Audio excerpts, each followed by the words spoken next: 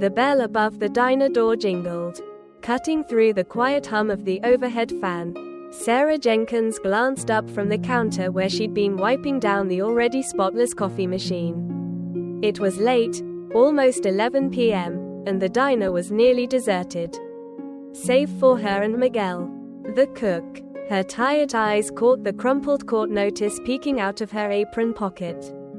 Its bold letters screaming a date she couldn't forget, July 22nd.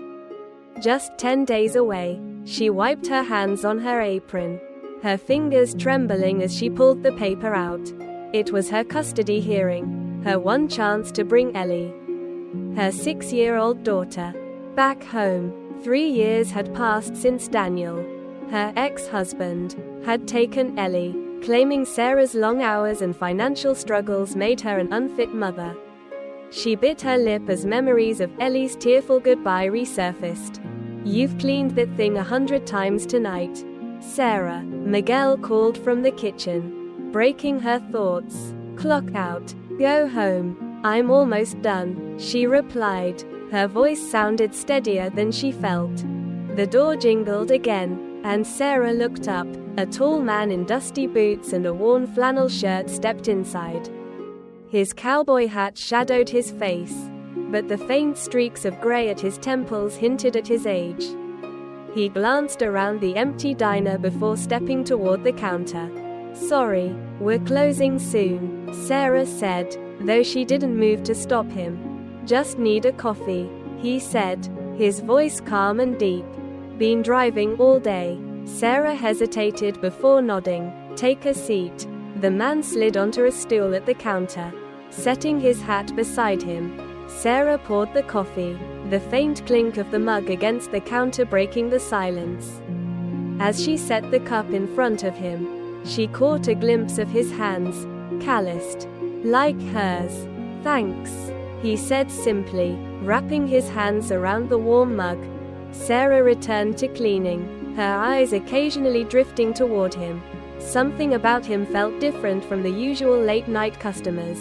Maybe it was the way he carried himself, steady, unhurried, or the faint trace of sadness in his eyes.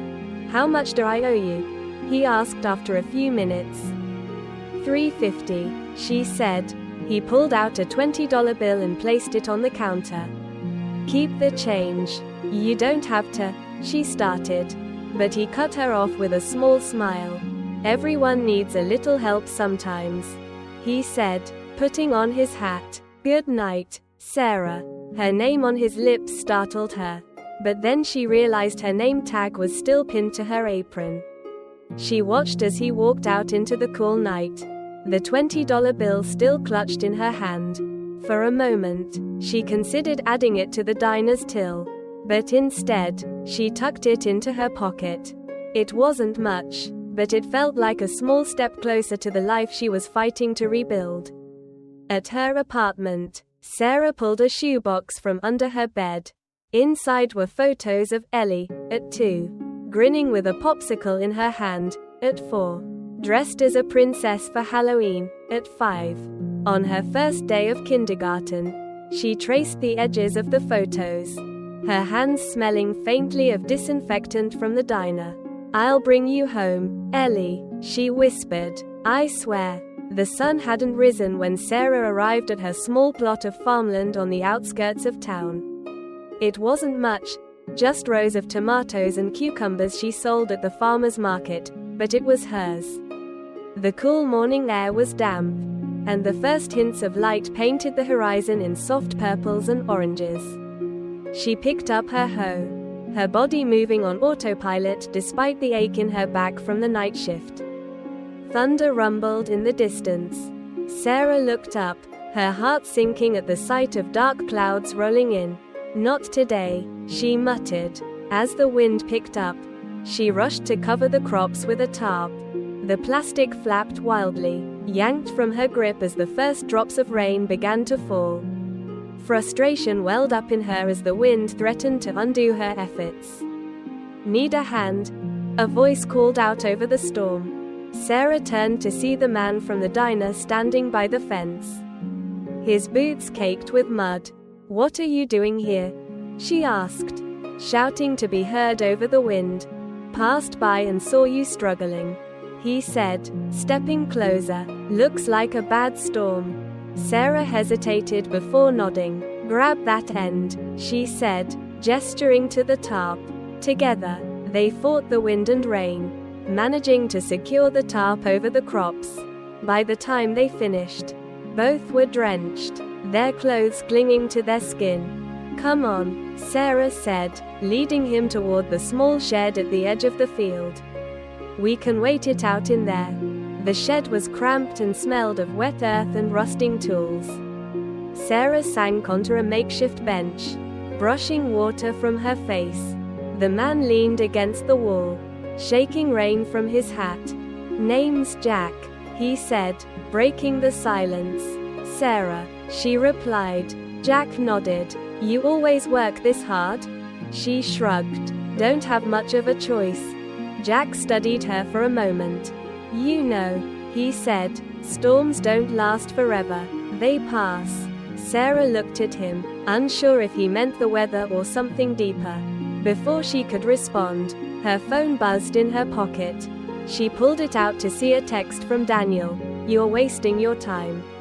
Ellie's better off with me. Her hands trembled as she put the phone away. Jack noticed but didn't press her. Instead, he gave her a small, knowing smile, as though he understood without needing to ask. When the rain let up, they stepped outside. The air was fresh, the storm leaving behind a strange sense of calm. Thank you, Sarah said as Jack turned to leave. Anytime, he replied, tipping his hat. See you around. As Sarah watched him walk away, her thoughts churned. Who was this man, and why did his kindness feel so genuine? For the first time in a long while, she felt the faintest glimmer of hope. The morning sun pierced through the thick curtains in Sarah's apartment, waking her earlier than she had hoped. Her body still ached from the late night shift and her early morning at the field. But her mind was restless. Memories of Jack's calm demeanor and kind words lingered. It wasn't every day a stranger offered help so willingly. Shaking off her thoughts, Sarah prepared for another busy day. She grabbed her worn planner and flipped to her checklist for the custody hearing. She still needed letters of recommendation, proof of steady income, and witnesses to speak on her behalf. The task felt monumental, but she had no choice but to press on. Later that afternoon, Sarah stood in front of the law office of Caroline Moore, the attorney she had scraped every last penny together to hire. The small building, with its clean brick exterior and polished brass sign, felt intimidating. Sarah adjusted her thrifted blouse, took a deep breath, and stepped inside. Ms. Jenkins, a receptionist called, guiding her to a modest office lined with shelves of thick legal tomes. Behind a desk sat Caroline Moore, a middle-aged woman with sharp eyes softened by a kind smile. Ms. Jenkins, please have a seat, Caroline said, gesturing to the chair opposite her desk. Let's talk about how we can win this case. Sarah handed over a worn folder containing her pay stubs, photographs, and letters from her landlord and a few market regulars who vouched for her character.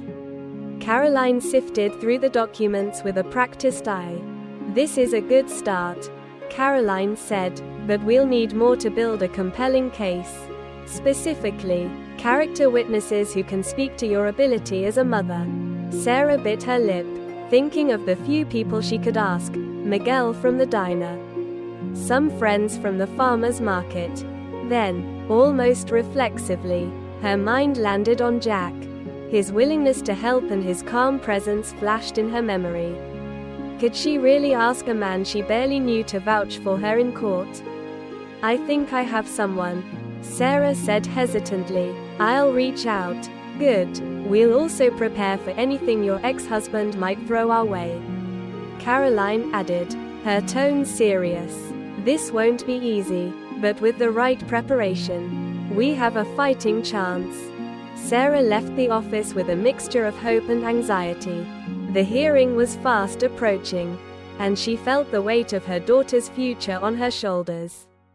Back at the diner that evening, Sarah threw herself into work, finding solace in the familiar rhythm of taking orders and pouring coffee. As the dinner rush slowed, the doorbell jingled, and Jack walked in, looking slightly less dusty than the day before. He gave Sarah a small wave before settling into a stool at the counter. "Coffee?" she asked, grabbing a clean mug. "Always," Jack replied, his signature calm smile in place. "How's the field holding up?"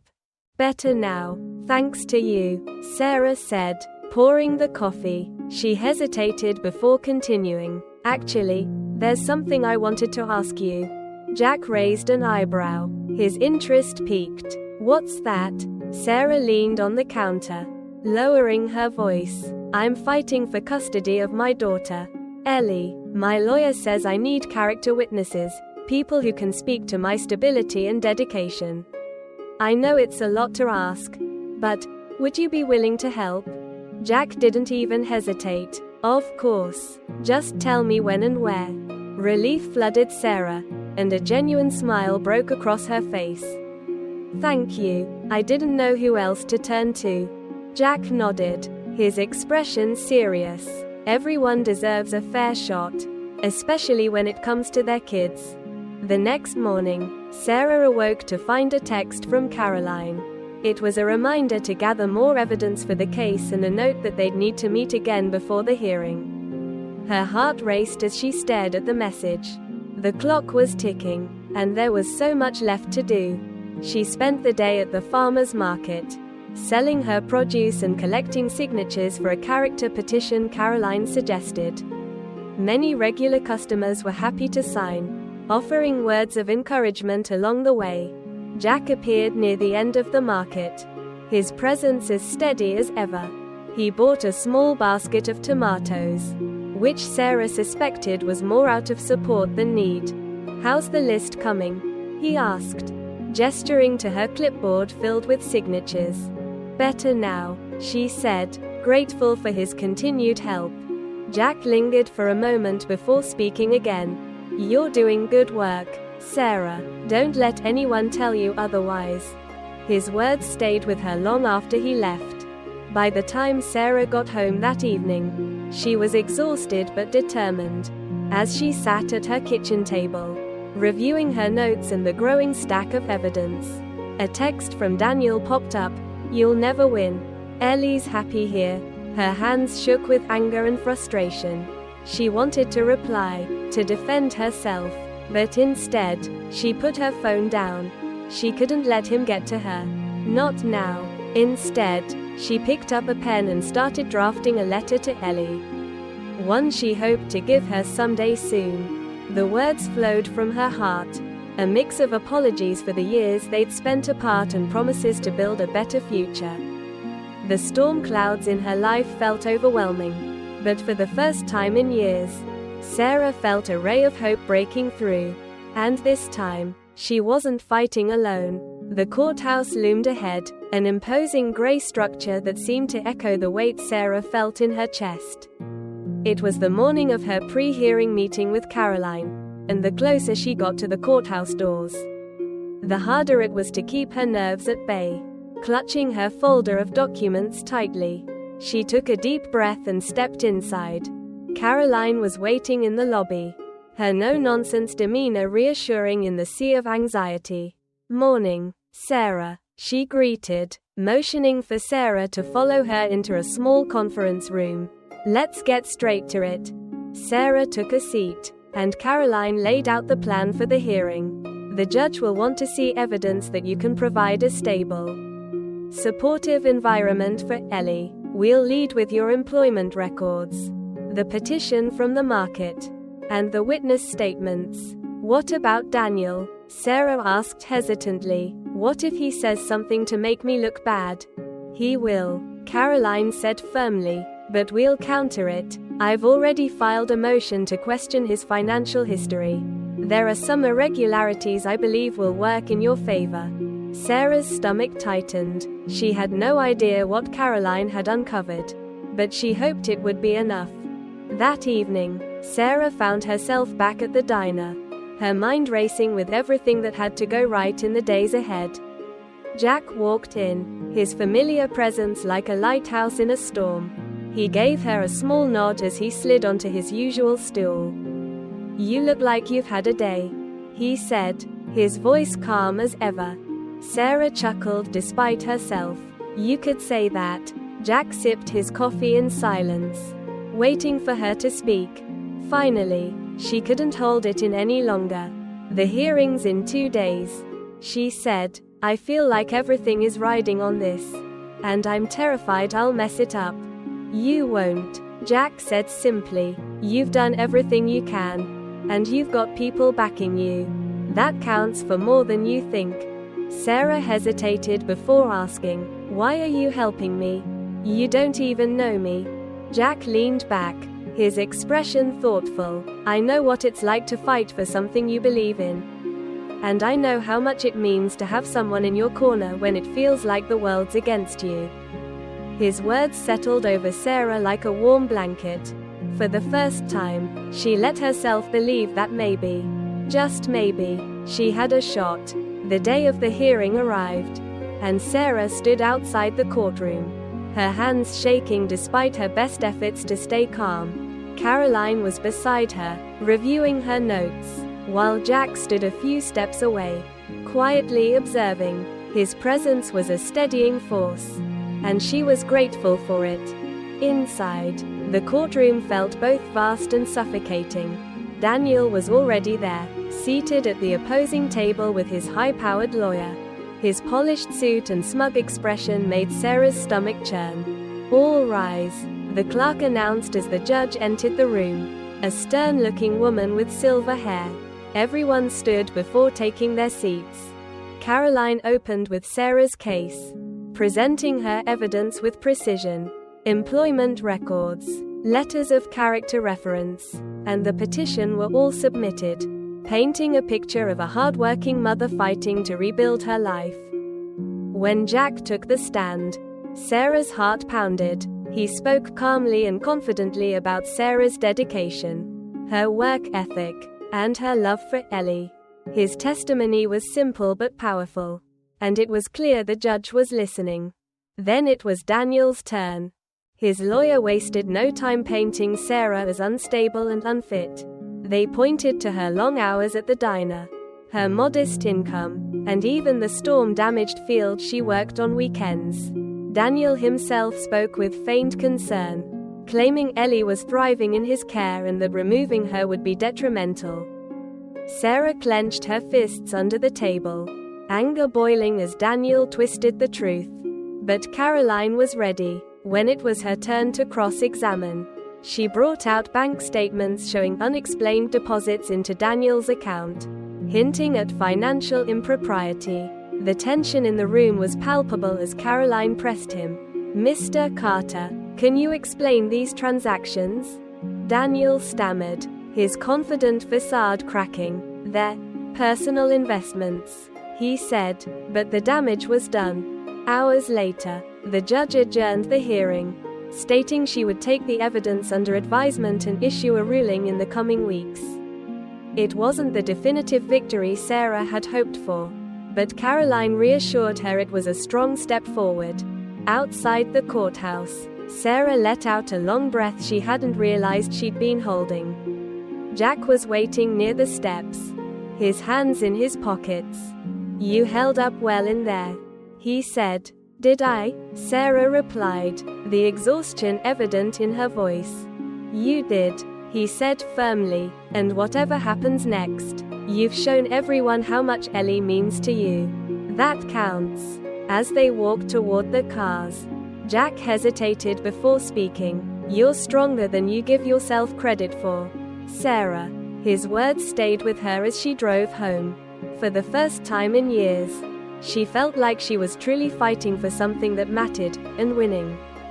Weeks passed in a haze of anticipation as Sarah waited for the judge's decision. Every day, she checked her phone compulsively, her heart racing every time it buzzed.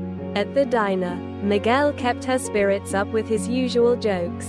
and Jack's steady presence at the counter became a source of comfort she hadn't known she needed. One morning, as Sarah was tending to her field, her phone rang.